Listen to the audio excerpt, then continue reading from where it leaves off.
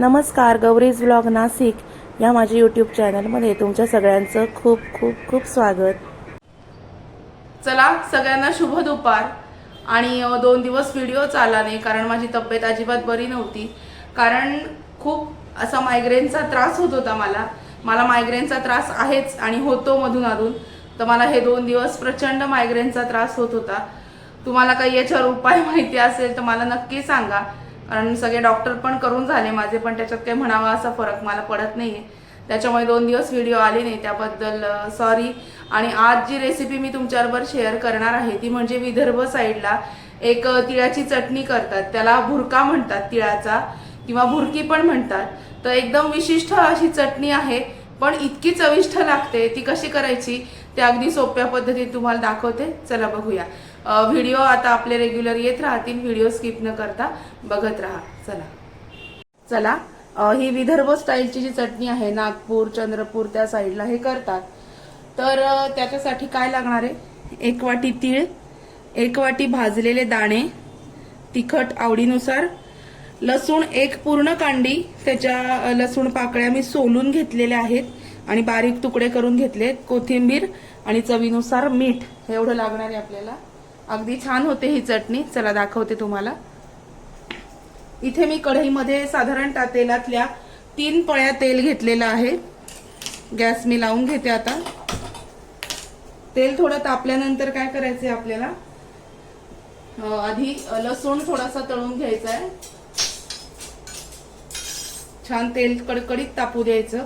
तोपर्यंत हे जे भाजलेले दाणे आहेत याचं जाडसर कूट करून घ्यायचं, अगदी जाडसर, भरड म्हणतो ना आपण, भरड करून घ्यायची, बारीक कूट करायचं नाहीये। हे बघा अशी भरड करून घ्यायची।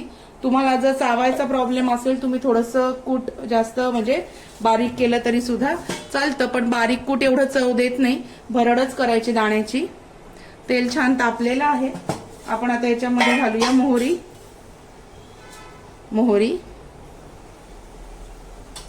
हिंग,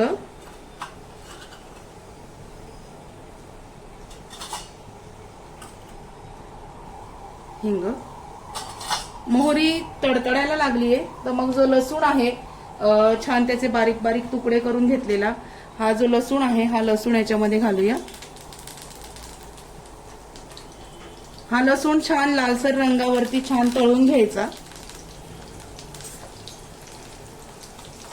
छान लालसर रंगावर तळून घ्यायचा आहे।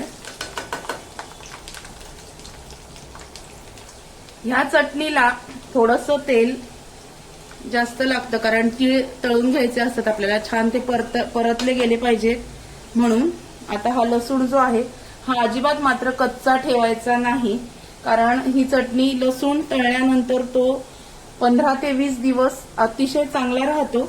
त्याच्यामुळे लसूण पक्का तळून घ्यायचा, कच्चा राहू द्यायचा नाही। अगदी रंग बदलायला सुरुवात झालीये, लालसर रंगावरती लसूण तळून घ्यायचा आहे। नंतर आपण याच्यामध्ये घालणार आहोत, हे बघा लसूण आता छान तळला गेलेला आहे, त्याचा रंग सुद्धा बदलला गेलाय, कुरकुरीत व्हायला पाहिजे। हे बघा छान तळून घ्यायचा। हळद मात्र याच्यामध्ये घालायची नाहीये, हळद नाही घालायची। आता हे घालून घेऊया तीळ, नंतर तीळ सुद्धा अगदी छान तळून घ्यायचे, गॅस बारीक करायचा, कारण ते तीळ जे आहेत हे उडतात, त्याच्यामुळे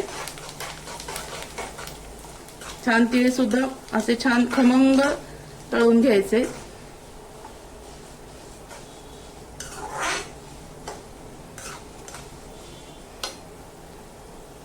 तो तीळ असा कुरकुरीत झाला पाहिजे आणि लसूणही कुरकुरीत तळून घ्यायचा। नंतर आपण आता हे तीळ जे आहेत हे तळून घेतलेले आहेतच, हे बघा रंग लगेच त्याचा बदलतो। तीळ तेलामध्ये छान खमंग तळले गेले की हे जे दाण्याच्या कुटाची भरड आहे ही याच्यामध्ये घालायची,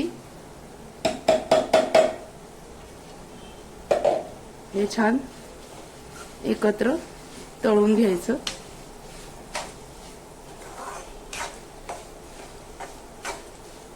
हळद ऑप्शनल आहे, घालायची तर तुम्ही घालू पण शकता, पण मी नाही घालत। नंतर याच्यामध्ये घालायचं तिखट। आता तिखट केव्हा घालायचं, जेव्हा हे सगळं तळून होईल तेव्हा तिखट घालायचं. गॅस बंद करून मग तिखट घालायचं, कारण तिखट तेलामध्ये जळतं. त्याच्यामुळे हे आधी छान पक्क तळून घ्यायचं अगदी.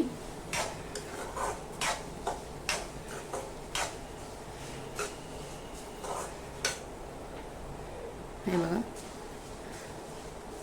खमंग व्हायला पाहिजे जेणेकरून.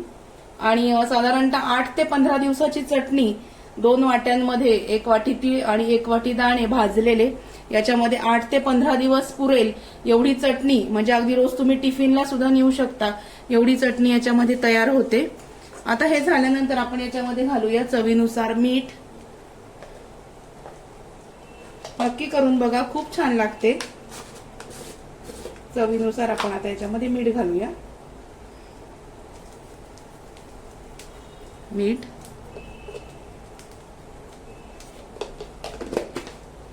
नंतर याच्यामध्ये आता हे बघा, हे छान हलवून घ्यायचं. याच्यामध्ये घालायची ही छान अशी हिरवीगार कोथिंबीर. ही सुद्धा छान कुरकुरीत त्याच्यामध्ये परतून घ्यायची, तळून घ्यायची. ओलेपणा नाही ठेवायचा. जर कुठली गोष्ट याच्यामध्ये थोडीशी ओलसर राहिली, ओलसर इन द सेन्स थोडीशी कच्ची जर राहिली, तर मग ती चटणी खराब होते. त्याच्यामुळे तेलामध्ये हे सगळं अगदी छान परतून घ्यायचं. हे बघा, गॅस मीडियम ठेवायचा.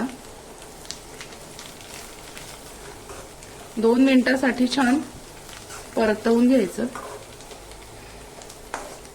एकदम सोपी आहे. अगदी छोट्या मुलांना सुद्धा तुम्ही, म्हणजे शाळकरी मुलांना जरी डब्यामध्ये कधी कधी भाजीला काही नसतं, पटकन काही असं वाटतं बापरे आज भाजीच नाहीये, तर नेहमी बटाट्याची भाजी देण्यापेक्षा ही चटणी जरी दिली ना तरी छान असते. आणि थंडीमध्ये तीळ पण औषधी असतात खाल्लेले, त्याच्यामुळे. आणि आता गॅस मी बंद करते आणि हे जे तिखट आहे हे तिखट याच्यामध्ये घालते. तिखट मात्र तुमच्या चवीनुसार, तुमच्या आवडीनुसार तुम्ही घालायचं.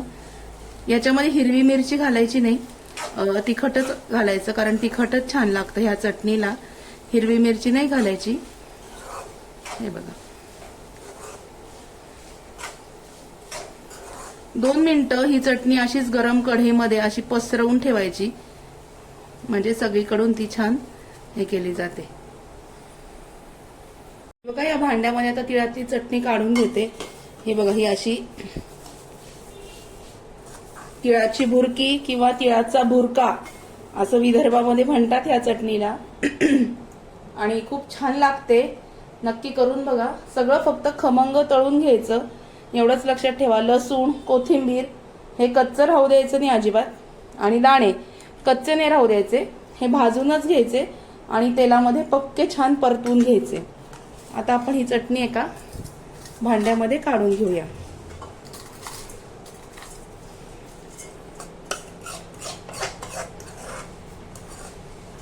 वासच इतका त्याचा छान येतो, खमंग येतो. भाकरी बरोबर, पोळी बरोबर, अगदी पुरी बरोबर सुद्धा तुम्ही खाऊ शकता.